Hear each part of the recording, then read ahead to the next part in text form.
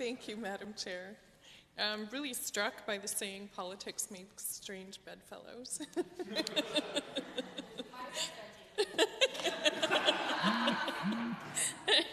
It's not often that I find myself in agreement with the member from Strathmore-Brooks, but in the last couple of weeks, I think I've said, "Oh, good for him," and I could just hug him, which is unusual.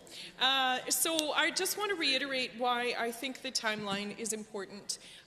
This is a bill that grants a lot of power, and it is important.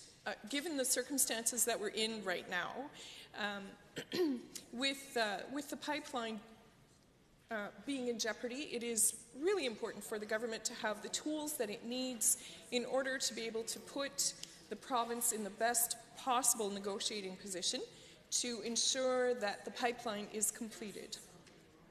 And those powers in perpetuity are actually very concerning. It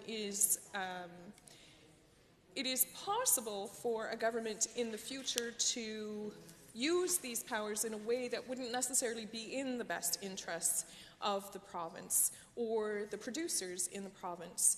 And that would certainly not be in the best interests of the country either. And that's why we came up with 2 years. 2 years is, I believe, an ample amount of time to resolve the current position that we find ourselves in. And it allows the government to do the things it needs to do. It gives the government the tools that are required in order to be able to resolve the situation, but doesn't give them those powers forever.